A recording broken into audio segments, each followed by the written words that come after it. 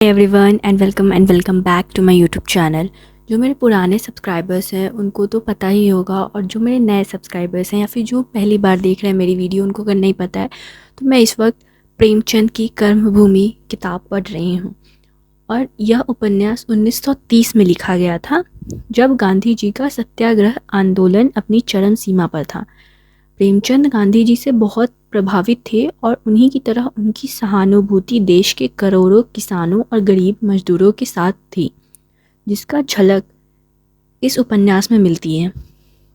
अपने घर परिवार से नाखुश नौजवान अमरकांत अपने जीवन में प्रेम और मकसद पाने के लिए घर से निकल जाता है और जा बसता है शूद्रों की बस्ती में। कहानी में जहाँ तक एक तरफ हिंदू मुसलमान, मालिक मजदूर, शिक्षित अशिक्षित के बीच का रिश्ता दर्शाया गया है, वहीं हिंसा और अहिंसा के बीच टकराव भी स्पष्ट मिलता है। 8 दशक पहले लिखे इस उपन्यास में जिस समाज का चित्रण है, वही यथार्थ भारत के समाज में आज भी मिलता है। सरल भाषा और पात्रों के सटीक चित्रण के कारण उपन्यास सम्राट प्रेमचंद आज भी हिंदी के सबसे अधिक लोकप्रिय लेखक हैं। इसके पेज 37 तक ही पढ़ा है। जब मैं ये वीडियो रिकॉर्ड कर रही हूँ तब तो रात का समय है, 8 बज रहा है, बट मैं ये आपको पहले का बात बताना चाहती हूँ कि आज मंगलवार का दिन था और आज हमें हनुमान मंदिर जाना था, जिसकी वजह से मुझे मेरे भैया ने कहा था कि 4 बजे जग जाना और सुबह में तैयार हो जाना, क्योंकि उनको उनका ऑफिस भी जाना था। तो मंदिर होकर के हम लोग जल्दी आ जाएंगे, फिर ऑफिस चले जाएंगे। तो मैं 4 बजे जग गई थी, मैं नहा वहा के तैयार हो गई थी, बट उनका सिर दर्द कर रहा था, उनकी नींद पूरी नहीं हुई थी, तो उन्होंने कहा कि मैं लेट से जाऊँगा। तो बेसिकली मेरे पास 1 घंटा समय था, तो मैंने सोचा कि 1 घंटा क्यों बर्बाद किया जाए, तो मैं इसको पढ़ने की कोशिश करती हूँ। तो मैंने इस बुक को जब शुरुआत की थी तब मैं पेज नंबर 36 पे थी, बट और अभी जब मैंने ये बात आज सुबह की है, और मैं अभी आपको ये सब इसलिए बता रही हूँ क्योंकि आज का वीडियो जो है वो एक रीडिंग व्लॉग है, जो मैं इसको पढ़ते हुए मैंने अपने आप को रिकॉर्ड किया है। And I am gonna show you that this is a very normal video. I don't think कि यहाँ पे कुछ ऐसा कुछ खास होने वाला है, but this is just only for fun.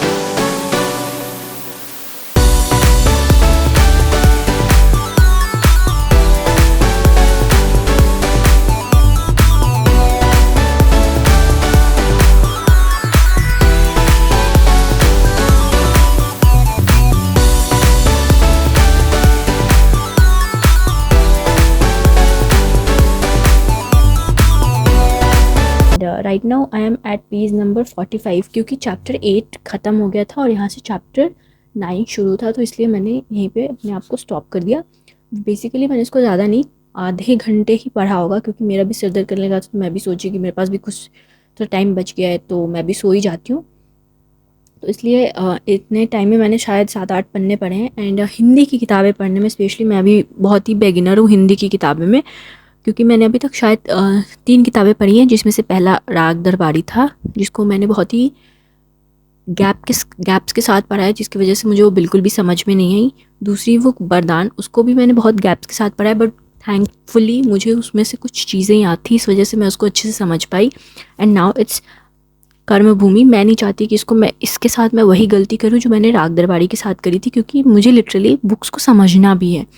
और हिंद इंग्लिश की जो नॉवेल्स हैं मैं उनको बहुत ही ईज़िली और बहुत ही फ़ास्ट पढ़ लेती हूँ, मुझे याद भी रह जाता है, बट हिंदी में मुझे अभी भी बहुत दिक्कत होती है। और ये मेरी तीसरी किताब है, तो I am literally at a slow pace right now. और अब मैं मुश्किल से आधे घंटे में 10 पन्ने ही पढ़ पाती हूँ, एंड आई थिंक कि मैंने उतने ही पन्ने पढ़े हैं। आई नो दिस वीडियो वो सो सिंपल, और इस वीडियो में कुछ ऐसा खास था नहीं, बट मैं आप लोगों को एज अ रीडिंग व्लॉग दिखाना चाहती थी, क्योंकि मैंने बहुत सारे क्रिएटर्स को ऐसा रीडिंग व्लॉग बनाते हुए देखा था, और मुझे भी ऐसा कुछ बनाना था, तो मैंने अपना खुद का बनाने के लिए मैंने ये बनाया है। एंड अगर आप मेरे न्यू सब्सक्राइबर हैं and if you like my content, please to subscribe और लाइक एंड शेयर भी कर दीजिएगा। And if you are old subscriber, thank you for your consistent support, it means a lot. Thank you, bye bye.